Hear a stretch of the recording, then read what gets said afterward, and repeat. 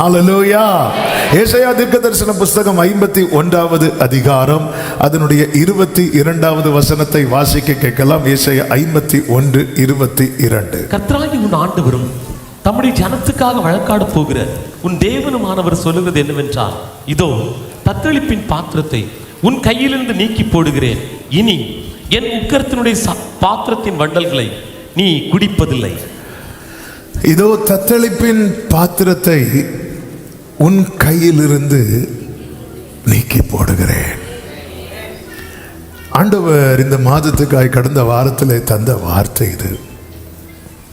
தத்தளிப்பின் பாத்திரம் என்று சொல்லும்போது தீராத பயம், பிரச்சனை மேல பிரச்சனை. புரியும்படி சொல்ல வேண்டுமானால், அந்த நடுக்கடலிலே சீஷர்கள் அந்த படகு அலைவு போட்டு கொண்டே இருந்ததல்லவா? ஆமா, என்ன செய்யணும், என்ன தீர்மானம் எடுக்கணும்னு தெரியல. அலைவு போட்டு கொண்டு ஒரு நிம்மதி இல்லாத, சமாதானம் இல்லாத நிலை. இந்த தத்தளிப்பின் பாத்திரம் கையில் வருவதற்கான பல காரணங்களை வேதத்திலே சொல்லப்பட்டிருந்தாலும், இங்கே சொல்லப்பட்ட காரணம் என்ன என்று 17வது வசனத்தை பார்க்கும்போது தெரியும். எழும்பு எழும்பு, கர்த்தருடைய உக்கிரத்தின் பாத்திரம் என்று சொல்லப்பட்டிருக்கிறது. உக்கிரம்னா என்ன தெரியுமா? கோபம். அப்ப தேவ கோபம். ஏன் இந்த கோபம் வந்துச்சு? பல நேரத்தில் நம்ம எதை யோசிக்க தவறுகிறோம் என்றால், நான் எங்க ஆண்டவரை கோபப்படுத்தினேன் என்பதை யோசிக்க தவறுகிறோம். ஆமென். பல நேரங்களில் நாம் செயல்படும் காரியம் இது தேவனுக்கு பிரியமானதா இருக்கிறதா என்பதை நாம் யோசிக்கிறதே கிடையாது. நமக்கும் தேவனுக்கு இடையே இருக்கிற உறவு பல நேரங்களில் எப்படி இருக்குன்னா, எனக்கு காரியம் வாய்க்கப்படுறதுக்கு யார் தேவை? கர்த்தர் தேவை. அதோட முடிந்தது. இது தேவனுக்கு பிரியமானதா? இது தேவனுடைய தீர்மானத்தில் உள்ளதா? தேவ சித்தத்துக்கு உட்பட்டதா? அதெல்லாம் நம்ம மைண்ட்ல கொஞ்சம் கூட நினைக்கிறது கிடையாது. எனக்கு காரியம் வாய்க்கப்படுவதற்கு ஒருவர் தேவை, அவர் ஆண்டவர். அவ்வளவுதான், அதோட முடிந்தது. இப்படி ஒரு காரியம் நடப்பதற்காக மட்டும் தேவன் என்றால் அவர் இந்த பூமியில இறங்கி வர வேண்டிய ஒரு அவசியம் இல்லை. அவர் இருக்கிற இடத்துல இருந்து எல்லா காரியத்தையும் செய்ய வல்லவர். ஆமேன் சொல்லுங்க பார்க்கலாம். ஆமேன். ஆனால் பல நேரத்தில் இதை நம்ம யோசிக்கிறது இல்லை. எபேசியர் 5:10 என்ன சொல்லப்பட்டிருக்கிறது? கர்த்தருக்கு பிரியமானது இன்னதென்று நீங்கள் சோதித்து பாருங்கள். இது கர்த்தருக்கு பிரியமானதா? இதை மிஸ் ஆகிறதுனால நம்ம செய்கிற பல காரியங்கள் நம்மளை பொறுத்த வரைக்கும் இதெல்லாம் என்ன அப்படின்னு தோணும். ஆனால் அந்த காரியங்கள் தேவனுக்கு முதலாவது வருத்தத்தை கொடுக்கும். அந்த வருத்தம் அவருக்கு மனமடிவை கொடுக்கும். அந்த மனமடிவு அல்லது மனஸ்தாபம் அது எப்படி எழும்பும் தெரியுமா?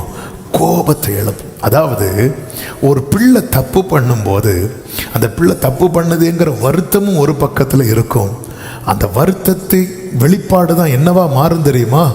கோபமாக மாறும். ஏன் அந்த கோபம் வெளிப்படுகிறது? அந்த பிள்ளை அந்த தப்பை இனி பண்ணக்கூடாது. ஏதோ ஒரு பிள்ளை தப்பு பண்ணுறதுனால நமக்கு என்ன வராது? கோபம் வராது. அப்போ தேவன் நம்ம எப்படி தான் எண்ணி நடத்துகிறார் தெரியுமா? பிள்ளைகளா எண்ணி நடத்துகிறார், பிள்ளையா எண்ணி நடத்துகிறார். கர்த்தருக்கு மாத்திரம் மகிமை உண்டாவதாக. ஆதியாகமம் 42வது அதிகாரம் 28வது வசனத்தில் ஆமென், யோசேப்பின் சகோதரர்கள் யோசேப்பின் இடத்திலிருந்து புறப்படுகிறார்கள். அந்த வசனத்தை வாசிக்கலாம். தன் சகோதரரை பார்த்து, என் பணம் திரும்ப வந்திருக்கிறது, இதோ அது என் சாக்கிலே இருக்கிறது என்றான். அப்பொழுது அவர்களுடைய இருதயம் சோர்ந்து போய் அவர்கள் பயந்து ஒருவரை ஒருவர் பார்த்து தேவன் நமக்கு இப்படி செய்தது என்ன என்றார்கள். இவங்க பண்ணது நாங்கள் இப்படியெல்லாம் பண்ணணும்பா, அதனால நமக்கு இப்படியெல்லாம் வருது, இப்படி அவங்க யோசிக்கல. மாறாக என்ன செய்யறாங்க தெரியுமா? தேவன் நமக்கு இப்படி. இன்னைக்கு அநேகருக்குள்ள எழும்புகிற கேள்விதானே இது. ஆமே. அதனாலதான் ஆண்டவர் சொல்லி, நீ வழியிலே நின்று திரும்பி பாரு, தேவன் நமக்கு இப்படி செய்தது என்ன? தேவன் நமக்கு இப்படி செய்தது என்ன? இவங்க எதை பார்க்குறாங்க? 3 நாளைக்கு முன்னாடி யோசேப்புக்கு முன்னாடி போய் நிற்கிறாங்க. நிற்கும் போது யோசேப்பு தன்னை அவர்களுக்கு யாரென்று காட்டவில்லை. யோசேப்பு அவர்களை கடினமாய் நடத்துகிறார். கடினமாய் நடத்தின போது இவர்கள் மனஸ்தாபப்பட்டார்கள். என்ன மனஸ்தாபப்பட்டார்கள்? நம்ம சகோதரனுக்கு நம்ம செஞ்ச அந்த பழி நம்ம மேல வந்திருக்கிறது என்று சொல்லி மனஸ்தாபப்பட்டார்கள். இவங்க என்ன தெரியுமா நினைக்கிறாங்க? மனஸ்தாபப்பட்டு சொன்னதும் காரியம்லாம் நான் நினைக்கிறது அப்படித்தானே, பண்ணதெல்லாம் பண்ணிட்டு இங்க வந்து ஆண்டவர் இருந்தாலும் நான் அப்படி பண்ணியிருக்கேன் கூட, இப்படி சொன்னதும் எல்லாமே நமக்கு சரியாயிரும் அப்படின்னு சொல்லிட்டு நமக்கு ஒரு நினைப்பு இருக்கு தெரியுமா? சரி ஆகாதுன்னு இல்லை, சரி ஆகும். அவர் சரியாக்கி கொண்டிருப்பார்.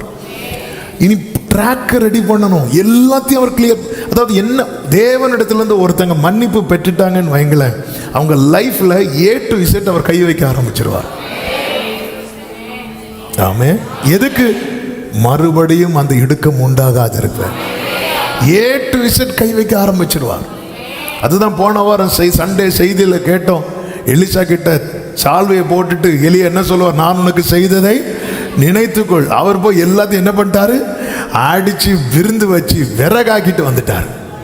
அவன் ஆண்டவரிடத்திலிருந்து தேவ மன்னிப்பை நான் பெறுகிறேன் அப்படின்னாலே நான் எதுக்கு ரெடி ஆயிரும் அப்படின்னா, என்னுடைய எல்லா இடத்துலையும் ஆண்டவர் என்ன செய்ய போறார்? கை வைக்க போறார். அதனாலதான் நிறைய பேர் வரமாட்டாங்க அவர்கிட்ட. ஒரு மன்னிப்பை கேட்டு வாங்குறதுல என்ன குறை இருக்கும்? இதான் விஷயம். அவரிடத்தில் திரளான மீட்பும் மன்னிப்பும் இருக்கிறது. ஆனா அவரிடத்தில் வர மாட்டேங்கிறாங்க. வந்து அவர் எல்லா இடத்திலும் கை வைப்பார், தீமையின் வேற பிடுங்குவார். கிறிஸ்துவுக்குள்ள ஒருத்தர் இருந்தா பழையன எல்லாம் என்னாகும் தெரியுமா? ஒளிந்து போயினேன்னா அதன் அர்த்தம் என்ன? அவர் அழிக்கிறார் தான் அர்த்தம். ஹல்லேலூயா சொல்லுங்க பார்க்கலாம். ஆண்டவருக்கு மாத்திரம் மகிமை உண்டாவதாக. இதுதான் கர்த்தர் செய்கிற காரியம். கர்த்தருக்கு மாத்திரம் மகிமை உண்டாகட்டும். இதுதான் செய்கிறார். நமக்கு புரிகிறது இல்லை ஆண்டவர் ஏன் இப்படி செய்கிறார். ஒன்றை மட்டும் புரிந்து கொள்ளுங்கள், அவர் நம்மை அந்நியராய் எண்ணி இருப்பார் என்றால் நம்முடைய வாழ்க்கையிலே கோபாக்கினை என்று எழுதி தள்ளி இருப்பார். அப்படி செய்யாமல் அவருடைய கோபம் ஒரு நிமிஷம், அவருடைய தயவோ நீடிய வாழ்வு. இந்த செய்தியை ஆண்டவர் தரும்போதே ஆண்டவர் சமூகத்தில் இப்படிதான் கையெடுத்து வைத்தார். அதனால தான் 1ஆம் தேதி காலையில் ப்ராமிஸ் சர்வீஸ் அட்டன் பண்ணிருக்கிறவங்களுக்கு தெரியும்.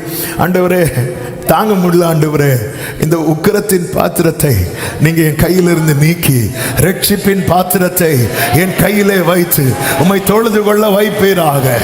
ஆமென் சொல்லுங்க பார்க்கலாம். அநேக காரியங்கள் இருந்தாலும் இன்னைக்கு ஒரு முக்கியமான காரியம், இந்த உக்கிரத்தின் பாத்திரத்தை கர்த்தர் நீக்குவேன் என்று சொல்லுகிறார். அது நம்மை விட்டு நீக்கும்படிக்கு கர்த்தர் நம்மிடத்தில் செய்ய சொல்லுகிற ஒரு முக்கியமான காரியம் உண்டு. அநேக காரியங்கள் இருந்தாலும் ஒரு பிரதானமான காரியம். இப்போதான் செய்திக்குள்ளே போகிறோம். எல்லா தேவ பிள்ளைகளும் இதை கேட்க வேண்டும். 5 காரியங்கள் சொல்லணும்னு நினச்சிருக்கிறேன், ஆனால் 5 சொல்ல முடியுமான்லாம் எனக்கு தெரியாது. சில பார்க்குறாங்க இதே உங்கள் வழக்கமாக போச்சு. ஆமென். ஆனால் நமக்கு கூட ஆண்டவர் சில காரியங்களை நம்மோடு பேச விரும்புகிறார். ஆமென். இந்த செய்தி ஆமென் இது வந்து ஏதோ நம்ம கற்றுக்கொள்வதற்கானது அல்ல. ஆமென். இனி இந்த கையில் அவருடைய உக்கிரத்தின் பாத்திரம் இருக்கக்கூடாது. நீ கண்ணீர் வடித்தது போதும், நீ அலைந்து திரிந்தது போதும், நீ தலை தொங்கி தலை குனிந்து நடந்தது போதும். ஆமென் சொல்லுங்க பார்க்கலாம். ஹல்லேலூயா. ஆண்டவருக்கு மகிமை உண்டாவதாக. ஆமென். அந்த 1வது வசனம் அதனுடைய 2வது வசனத்தையும் வாசிக்க கேட்கலாம். 1, 2, 3 வரை வாசிக்கலாம். ஆமென். நீதியை பின்பற்றி கர்த்தரை தேடுகிற நீங்கள் எனக்கு செவி கொடுங்கள். நீங்கள் வெட்டி எடுக்கப்பட்ட கன்மலையையும் நீங்கள் தோண்டி எடுக்கப்பட்ட துறவின் குழியையும் நோக்கி பாருங்கள் என்று கர்த்தர் சொல்லுகிறார். புரியல, நமக்கு புரியாது. ஆமென். அது கொஞ்சம் டீட்டெயிலா சொல்லும் போது புரியும். சொல்லிட்டு அப்படி என்ன சொல்றார் அப்படின்னா, ஆபிரகாமையும் சாராளையும் நோக்கி பாருங்கள். வெட்டி எடுக்கப்பட்ட கன்மலை, தோண்டி எடுக்கப்பட்ட துறவின் குழி. ஆமென். இனி இந்த ஆபிரகாம் சாராளோடு இவங்களை லிங்க் பண்ணி வச்சு பார்க்க சொல்றார். ஆமென். உனக்கு தெரிஞ்ச ஆபிரகாம்ங்கிறது வந்து ஒரு பெரிய, ஆனா எனக்கு தெரிஞ்ச ஆபிரகாம் வெட்டி எடுக்கப்பட்ட கண்மலை. ஒரு இடத்திலிருந்து எடுத்து, அப்படி ஒரு இடத்திலிருந்து வெட்டி எடுத்து. ஆமென். அதாவது வெட்டி எடுத்ததுனால என்ன சொல்லுங்க பார்க்கலாம். வெட்டி எடுக்கப்பட்டாலே அதன் அர்த்தம் என்ன? இனி அதை என்ன செய்ய முடியாது? ஒட்ட வைக்க முடியாது. ஆமென். வெட்டி எடுக்கப்பட்ட, தோண்டி எடுக்கப்பட்ட அப்படின்னாலே அதன் அர்த்தம் என்ன தெரியுமா? ஆமென். தோண்டி எடுக்கப்பட்ட அப்படின்னாலே அர்த்தம் என்ன தெரியுமா? இல்ல இல்ல இல்ல இல்ல, இந்த இடத்துல இல்ல. நீங்க எவ்வளவு ட்ரை பண்ணாலும் உங்களுக்கு கிடைக்காது கிடைக்காது கிடைக்காது கிடைக்காது, சாத்தியமே இராது. இதுதான் சாராளுடைய கற்பம். இதுக்குள்ள சான்ஸே கிடையாது, சான்ஸே கிடையாது, சாத்தியமே இல்லை. ஆமென். நீ பாரு, ஆமென், நீ நோக்கி பாரு. ஒரு பக்கம் நோக்கி பார்க்க வைப்பது எதற்கு தெரியுமா? ஆமென். சரியாக இன்னொரு பக்கம் நோக்கி பார்க்க வைப்பது எதற்கு தெரியுமா? நம்பிக்கையை விடாதிருக்க. கர்த்தருக்கு மாத்திர மகிமை உண்டாவதாக. நீ நோக்கி பாரு. அவன் ஒருவனாய் இருக்கையில் நான் அவனை அழைத்து ஆசீர்வதித்து அவனை என்ன செய்தேன்? பெருக பண்ணினேன். சொல்லிட்டு சொல்றார், கர்த்தர் சீயோனுக்கு ஆறுதல் செய்வார். அதன் பாழான ஸ்தலங்களை தேறுதல் அடைய செய்து அதன் வனாந்திரத்தை ஏதேனை போலவும் அதன் அவாந்திர வெளியை கர்த்தரின் தோட்டத்தை போலவும் ஆக்குவார். சந்தோஷமும் மகிழ்ச்சியும் துதியும் கீத சத்தமும் அதில் உண்டாகும். அப்படி என்றால் ஒரு காரியம் நிச்சயம், தத்தளிப்பின் பாத்திரம் கையிலிருந்து நீங்கினா உங்க கூடாரத்தில் கேட்கப்படுகிற சத்தம் இந்த சத்தமா இருக்கும். நம்ம மனசாட்சியை தொட்டு நம்மளே நமக்கு கேட்கணும். சந்தோஷம், மகிழ்ச்சி, துதி, கீத சத்தம் நம்ம வீட்டில் இருக்குதா? ஆமாம். அப்படி இல்லைன்னா என்ன பாத்திரம் இருக்கு தெரியுமா? தத்தளிப்பின் பாத்திரம் இருக்கு. ஹல்லேலூயா. கர்த்தருக்கு மகிமை உண்டாவது. ஏன் நோக்கி பார்க்கணும்? ஒன்று, உணர்வடையும். இந்த ஜனங்கள் என்ன செய்தார்கள் தெரியுமா? தாங்கள் எந்த வழியிலிருந்து வந்தவர்கள் என்பதை வளர்ந்த போது மறந்து விட்டார்கள். எந்த வழியிலிருந்து வந்தவர்கள்? இவர்களுடைய ஆரம்பம் எங்க அப்படின்னா, இந்த வெட்டி எடுக்கப்பட்ட கன்மலை ஆபிரகாம். இஸ்ரவேலர் அப்படின்னாலே அவங்களுடைய ஆரம்பம் எங்கிருந்து தான் வருது தெரியுமா? ஆதாம் இடத்திலிருந்து இல்ல, ஆபிரகாம் இடத்தில். அதனாலதான் செப்பரேட் பண்றார். மனுஷன் பிறக்கிற எல்லாருமே யாருடைய சந்ததி தான்? ஆதாமின் சந்ததி. அதுல மாற்றமே கிடையாது. அப்ப இது இந்த வழிதானே, இந்த வழிதானே, இந்த வழிதானே அப்படின்னு இருக்கிற இடத்துல அந்த கன்மலையிலிருந்து அப்படி வெட்டி ஒரு பீஸ் எடுக்கிறார். வெட்டி ஒரு பீஸ், எந்த லிங்குமே இல்லாத படி. ஆமே, புதுசு. அதுக்கு பேர் ஒரு பேர் வைக்கிறார். என்ன பேர் தெரியுமா? ஆபிரகாம். இங்கிருந்து எடுத்து ஒரு புதுசு ஸ்டார்ட் பண்றார். இஸ்ரவேலர்கள் ஆபிரகாம் வழி என்றால் நாம் எல்லாம் யார் வழி தெரியுமா? சத்தமா சொல்லுங்க. அதான் நம்ம முந்தின ஆதாமின் பிள்ளைகளா இருந்தோம். ரட்சிக்கப்பட்ட பிறகு யாருடையவர்களாய் மாறிட்டோம்? பிந்தின ஆதாம். அவர் தான் வானத்துக்குரியவர். அதனால தான் பழையன எல்லாம் ஒளிந்தன, பழையன ஒளிந்தன. இனி பழைய காரியத்தை வச்சுட்டு ஆமென். பழைய முந்தின ஆதாம் யாரால விழுந்தான் தெரியுமா? சர்ப்பத்தால விழுந்தான். பிந்தின ஆதாமின் சந்ததிக்கு ஆமென் வேலை என்ன தெரியுமா? அந்த சர்ப்பத்தின் தலையை நசுக்கிறது தான் வேலை. ஆமென் சொல்லுங்க. இந்த இஸ்ரவேலர்கள் ஆண்டவர் உணர்த்துறார். கையில உக்கிரத்தின் பாத்திரத்தை வச்சிட்டு இருக்கிறாங்க. உக்கிரத்தின் பாத்திரம் என்று சொல்லும்போது காட்ஸ் ஜட்ஜ்மெண்ட், தேவ கோபம், தேவன் கைவிட்டது, தேவன் சத்துரு கையில ஒப்பு கொடுக்கிறது. ஆமே, இது ஏன் ஆண்டவரே, ஏன் ஆண்டவரே, ஏன் ஆண்டவரே தாங்க முடியல ஆண்டவர். அப்பொழுது இவங்க இது மாறணும். இது ஆண்டவர் எப்போ அடிக்கடி செய்ய வைக்கிறது. என்ன செய்ய வைக்கிறது? நீ நோக்கி பார். நீங்க நல்ல இந்த செய்தியை கவனிக்கணும். இவங்க நோக்கி பார்த்த போதுதான் அவர் சொல்றாரு, நீ எங்க இருந்து பார்க்கணும் தெரியுமா?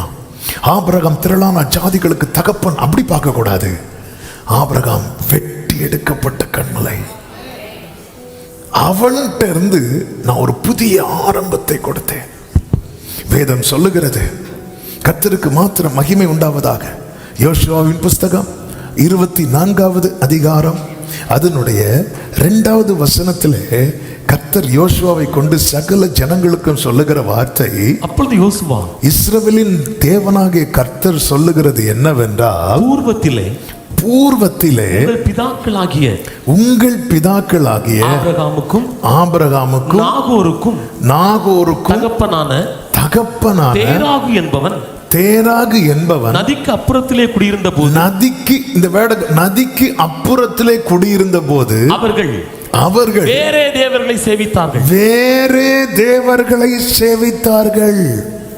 அப்ப ஆபிரகாம் எதை வழிபட்டு கொண்டிருந்தாரு?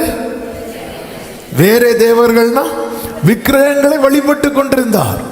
கர்த்தருக்கு மாத்திரம் மகிமை உண்டாவதாக. இந்த ஆபிரகாமை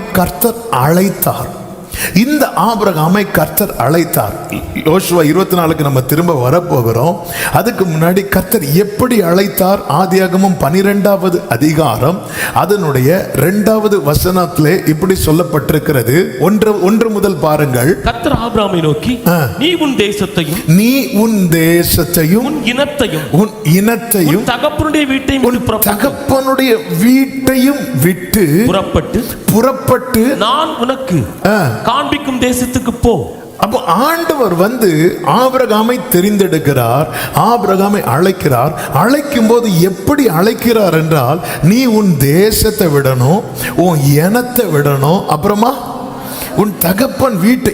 ஏன் இதெல்லாம் விட சொல்றாரு?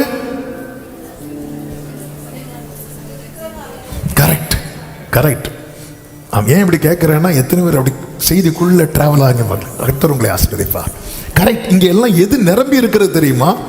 அந்த இன்ஃப்ளூயன்ஸ் இருக்கிறது. ஆமென்.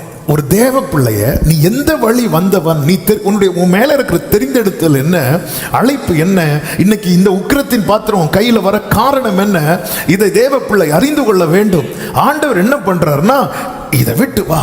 அது அர்த்தம் என்ன? நீ இப்போ யார் தெரியுமா? பிரித்தெடுக்கப்பட்டவன் அல்ல, வெட்டி எடுக்கப்பட்டவன். அப்போ எனக்கும் அதுக்கும் இனி என்ன இருக்கக்கூடாது? ஆனா இன்னைக்கு என்ன இருக்கு? சம்பந்தம் இருக்கு. இப்போ சிலருக்கு சுகர், இந்த எக்ஸாம்பிள் சொல்லக்கூடாது, ஆனால் புரிவதற்கான, ஏன்னா சில பாதிக்கப்பட்டவங்களும் இதை ஆன்லைனில் பார்த்துட்டு போய் அவங்களுக்கு இது ஹர்ட் ஆகிடக்கூடாது, புரிவதற்கு. இப்போ காலெல்லாம் சிலருக்கு சுகரில் அந்த புண்ணு ஏறிட்டே வரும் தெரியுமா? ஒரு லெவல் போகும்போது என்ன சொல்லுவாங்க தெரியுமா? அது என்ன பண்ணணும்? எதுக்கு வெட்டி எடுக்கணும்? அது பரவக்கூடாது. வெட்டி எடுக்கிறது என்பது அது சாதாரண விஷயம் கிடையாது. அது ரொம்ப வலிக்கிற காரியம், ரொம்ப பெயின்ஃபுல்லான காரியம். ஒரு சின்ன விரலை வெட்டி எடுக்கிறது கூட. ஆனா வெட்டி எடுத்த பிறகு இனி அதுக்கும் நமக்கும் என்ன இருக்காது தெரியுமா? சம்பந்தம் இருக்காது. ஆண்டவர் அதான், நீ நோக்கி பாரு, எது உனக்கு சம்பந்தம் இல்லாம நான் ஆக்கினேனோ இன்னைக்கு அதெல்லாம் உன்கிட்ட இருக்க ஆரம்பிக்குது. அவன் உணர்வுடைய. இப்போ ஆபிரகாம் ஒரு பிராக்டிக்கல். எனக்கு கடந்த நாள் என்னை ரொம்ப பலப்படுத்தின ஆவியானவர். பைபிள் வந்து ரொம்ப அழகாய் நமக்கு எல்லாவற்றையும் காண்பித்து தரும். அதனால தான் கர்த்தருடைய புத்தகத்தில் எப்படி வாசிக்கணுமா? தேடி வாசிக்கணும். இந்த ஆபிரகாமை அழைத்த ஸ்டோரி பல இடத்துல ஆண்டவர் டச் பண்ணியிருப்பார். ஆமாம், ஒரு இனத்தையும் ஒரு தேசத்தையும் ஒரு தகப்பன் வீட்டையும் ஒருத்தனுக்கு விட்டு வர முடியுமா? இவனுக்கு ஆண்டவர்னா யாருன்னு இதுவரை தெரியாது. எந்த சர்ச்சுக்கு போனது கிடையாது, ஒரு சண்டே ஸ்கூல் கிடையாது. ஃபுல்லாக விக்கிரகங்களே வழிபட்டு கொண்டிருக்கிறவன். மெசொப்பொத்தேமியாவில் இருக்கிறவங்க, அவங்கெல்லாம் அதில் ரொம்ப ஃபேமஸ். அவங்க வந்து வீடுகள்லேயே விக்கிரகங்கள்லாம் செய்கிறவங்களாம். அந்த அளவுக்கு அவங்க அப்படி அதில் ஊறி போய் இருக்கிறவங்க. ஆமாம். அப்போ இதை விட்டுட்டு வரணுங்கிறது சாத்தியமான காரியமான்னு கேட்டால், இது வந்து எப்படி சாத்தியமானது? ஆபிரகாமுக்கு இது எப்படி சாத்தியமானது? எப்படி எப்படி சாத்தியமானது என்றால், அப்போஸ்தலர் நடபடிகள் 7வது அதிகாரத்தில் இதே சம்பவத்தை ஆவியின் நிறைவில் ஸ்தேவான் பேசுகிறதை பார்க்க முடியும். 7வது அதிகாரம் அதனுடைய 1 முதல் நீங்கள் பார்க்கும்போது ஸ்தேவான் பேச ஆரம்பிக்கிறான். பிரதான ஆசாரியன் அவனை நோக்கி, காரியம் இப்படியா இருக்கிறது என்று கேட்கும் போது ஸ்தேவான் அவர்களை பார்த்து சொல்லுகிறான், சகோதரரே, பிதாக்களே, கேளுங்கள். நம்முடைய பிதாவாகிய ஆபிரகாம் காரானூரிலே குடியிருக்கிறதற்கு முன்னே மெசொப்பொத்தேமியா நாட்டிலே இருக்கும்போது, அடுத்த வார்த்தையை பாருங்கள், மகிமையின் தேவன் அவனுக்கு தரிசனமாகி, கைகளை உயர்த்தி ஒரு ஆமென் சொல்லுங்க பார்க்கலாம். அப்போ அவன் ஆபிரகாம் எதை பார்க்கிறான் தெரியுமா? Glory of God பார்க்கிறான். மகிமையின் தேவன். மகிமையின் தேவன்னா என்ன அர்த்தம்? அந்த நிறைவை பார்க்கிறான். நிறைவானது வரும்போது குறைவானது ஒளிந்து போகும். இந்த ஆபிரகாம் எதை பார்க்கிறான் தெரியுமா? God's glory பார்க்கிறான். அந்த மகிமையை, இதே போல மகிமையை ஒருத்தன் பார்த்தான். யார் தெரியுமா? பேதுரு. அது வரைக்கும் எனக்கு என்ன தருவீர், எனக்கு என்ன தருவீர், எனக்கு என்ன தருவீர்னு கேட்டுட்டு இருந்தவன் எப்பொழுது மகிமையை பார்த்தானோ அப்பொழுது அவன் சொன்ன வார்த்தை என்ன தெரியுமா? இங்கே இருப்பது. அதாவது தேவனுடைய நிறைவை பார்த்தவன் தகப்பன் வீட்டை, இனத்தை, தேசத்தை விடுறது அவனுக்கு எதுவாயிட்டு தெரியுமா? லேசாயிட்டு. அப்ப இன்னைக்கு சில காரியங்களை ஏன் விட முடியாம இருக்கிறோம் அப்படின்னா, நாம் தேவனை பார்க்க வேண்டிய விதத்துல இன்னும் பார்க்கவில்லை. எத்தனை வருடம் ஆச்சு. ஒரு அட்டம்ப்ட்ல எப்படி ஆபிரகாமை இதை விட்டு வந்தீங்கன்னா, ஆவியானவர் ஸ்தேவானை நிரப்பி சொல்ல வைக்கிறாரு. அவன் சும்மா விடல. ஆமென். உங்களுக்கு ஒரு தேவன், எங்களுக்கு யெகோவா தேவன். இந்த அறிவு அல்ல. அவன் பார்த்தது glory of God, மகிமையின் தேவன, மகிமையின் தேவன. இந்த பகல் வேளையில உங்க வாழ்க்கையில சில அற்பமான காரியங்கள் இன்னைக்கு அது சில பாவ காரியமாகட்டும், எந்த தேவனுக்கு பிரியமில்லாத காரியமாகட்டும், ஏன் விட முடியல தெரியுமா? தேவனை பார்க்க வேண்டிய விதத்துல இன்னும் பார்க்க தொடங்கல. ஆண்டவரே, அந்த நிறைவானது வரும்போது இந்த குறைவு எல்லாமே ஒளிந்து போகும். ஆண்டவர் தகப்பன் வீட்டை விடு, அதை விடு, இதை விடு, எல்லாத்தையும் விட்டுட்டு வரான். ஆமென். அப்போ ஆண்டவரே, உமக்கு பிரியமில்லாத காரியத்தை ஒரு மனுஷன், ஆமென், விக்கிரகத்தை சேவித்து கொண்டிருந்த ஒரு மனுஷன் உங்க குளோரியை பார்த்ததும் ஈஸியா தூக்கி போடுறானா? எனக்கு அந்த மகிமையை காட்டித்தாங்க. நீ வெட்டி எடுக்கப்பட்ட கண்மலையை நோக்கி பார். அவன் எப்படி வந்தான் தெரியுமா? என்ன நிறைவாய் பார்த்தான். அடுத்த வார்த்தை இன்னும் நான் ஸ்டெப் பை ஸ்டெப்பா உள்ள போக விரும்புகிறேன். அவன் என்னை நிறைவாய் பார்த்தான். அவன் தேவனை நிறைவாய் பார்த்தான். தேவனை நிறைவா பார்த்தான். ஒரு இந்த கிறிஸ்துமஸ் டைம்ல பாடக்கூடிய பாட்டுல ஒண்ணு உண்டு அல்லவா? கண்டேன் கண்குளிர. கண்டீங்களா? நம்ம கண்குளிர கண்டது ஃபுல்லா கருங்கல்ல இருக்கிற குடிலு, மார்த்தாண்டத்தில் போட்ட லைட்டு ஃபுல்லா கண்டேன். நிறைவே பார்த்தான். மகிமை என்ன? அதாவது தேவனை தன்னுடைய நிறைவாய் பார்க்கிறவனுக்கு தேவனுக்கு பிரியமில்லாதவைகளை விடுவது ரொம்ப ஈஸி. ஹல்லேலூயா, ஹல்லேலூயா. அவன் மகிமையின் தேவன் அவனுக்கு தரிசனமாகி, மகிமையின் தேவன். இன்னைக்கு நம்ம நிறைய காரியங்கள்ல வெட்டி எடுக்கப்பட்டோம் என்பதை மறந்து நிறைய காரியங்களை இன்னும் பிணைக்கப்பட்டு கொண்டிருக்கிறோம். இன்னைக்கு உலகத்தானுக்கும் தேவ பிள்ளைக்கும் வித்தியாசமே தெரியவில்லை.